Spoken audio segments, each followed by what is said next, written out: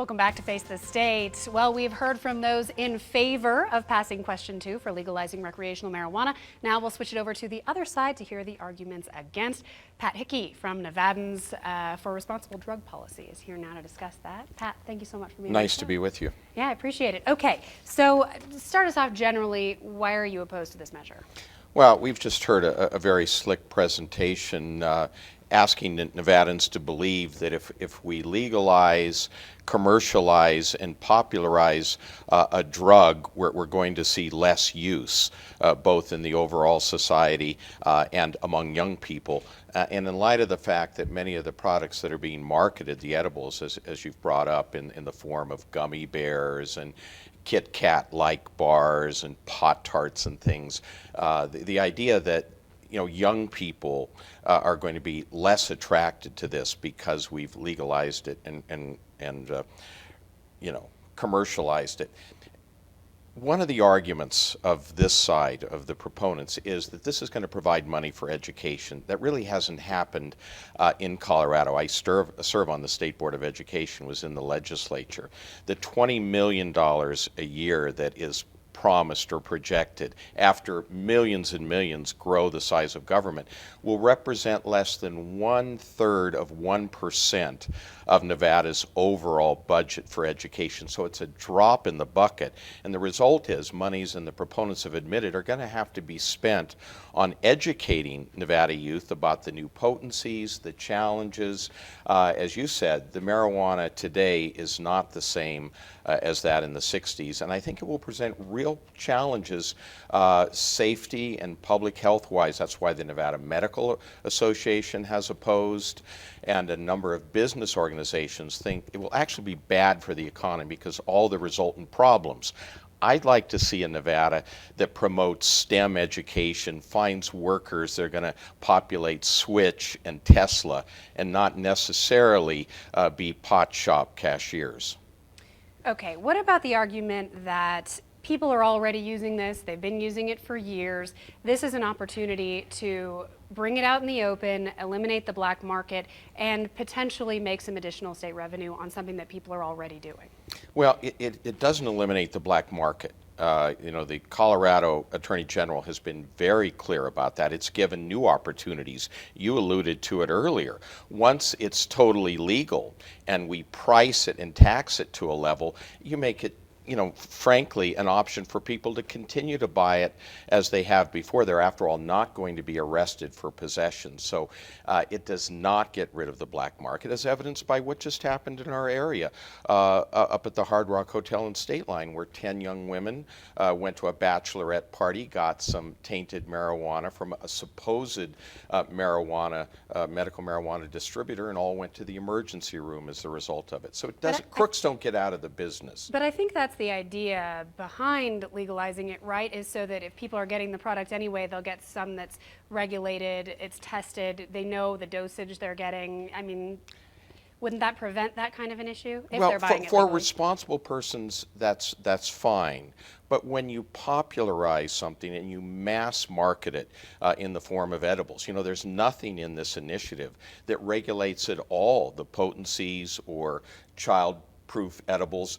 There's also nothing that prevents advertising of the products. So just like with tobacco, you're going to see it marketed, as was the case with Joe Camel, to a young audience, hoping, or a clientele, that they'll be customers for life. Now in Colorado, they have seen that happen, and so they've passed rules about packaging it so it's less appealing to kids.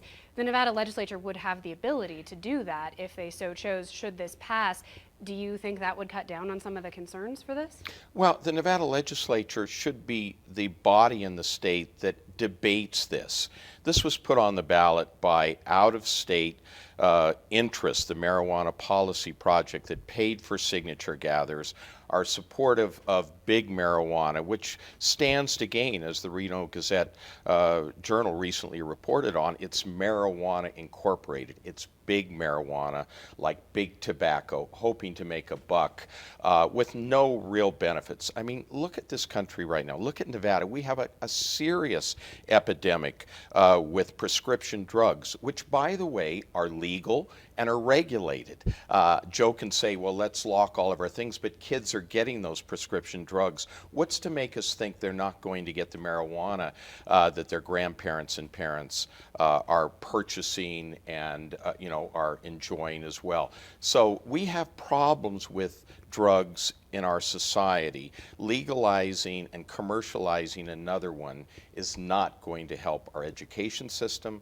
It's not going to help our workforce. Well, to be fair, marijuana isn't chemically addictive, correct? So it's not necessarily No, the on par. experts don't agree with that. 1 out of 6 young people, science will tell us, who smoke habitually will become dependent or addictive. Yes, it doesn't kill you like heroin. You can overdose on alcohol, it's true. Smoking, for example, tobacco does not, you don't overdose on smoking, it's cumulative. It's over a lifetime that it has its impact. And studies show that people that smoke regularly, and after all, this is a business that wants customers in order that it prospers. People who smoke regularly, studies show, not just young people, they perform less well on the work site, they perform less well in educational venues. Kids, for example, score less on their high school or college entrance exams, are more inclined to drop out. This has been a problem. We're talking about here expanding it. We want to make it more prevalent and more popular. And I ask the question, how does that help the new Nevada many of us want to see? What about the argument that prohibition, every time we've tried it, for example, alcohol, it was a monumental failure in the United States. People generally don't like being told that they can't do something. So this is going to happen eventually. This is the argument. We might as well get out ahead of it and make some money on it. Well, I mean, alcohol prohibition, happened at a time that there were certain reasons for it. 70% of American adults consume alcohol. It's about 8% that consume marijuana. So you can't compare apples and oranges. It's not like the entire American public is clamoring to see another substance legalized. Now, as we've seen in Colorado, there is, some tax windfall that comes along with legalizing this in a state that has kind of traditionally been cash strapped. How do you justify turning down potentially millions of dollars in extra tax revenue? Well, like I said, Colorado and the proponent said got $40 million a year for education. Their bill's written very differently than ours. Nevada is third in line to get money for our schools. They project $20 million a year.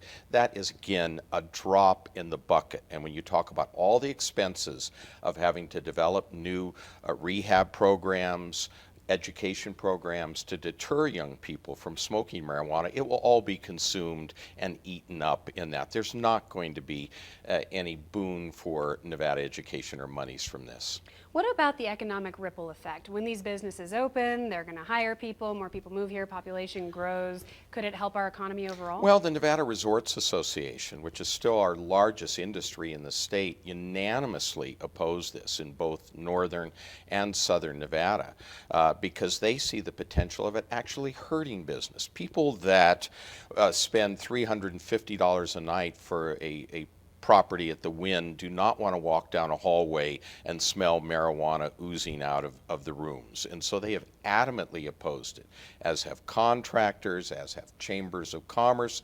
In Denver, for example, a study just came out from their Visitors Bureau citing that 50% of conference and convention goers would not return to Denver. And they cited one of the reasons being the proliferation of public marijuana smoking. And our state senator who's behind this, Tick Segerblum, who said he wants to make Nevada the Amsterdam of the West, has a bill in for the next legislature to make smoking of marijuana in public legal. I'm not sure we want that in downtown Reno. Certainly the Vegas Strip doesn't want it there. Okay, so quickly, we've got about a minute and a half left. What about the argument that police resources right now are being misappropriated to fighting marijuana when they could be better used for more serious crimes? Well, my opponent said that 80% of the money goes to fighting marijuana. It's to the drug problem in the country. It's not just marijuana. And our biggest problems are with prescription drugs and heroin and other things. So that was a misnomer. Look, the police are not arresting persons for mere possession right now. They won't be arresting probably anyone afterwards when it's totally legal.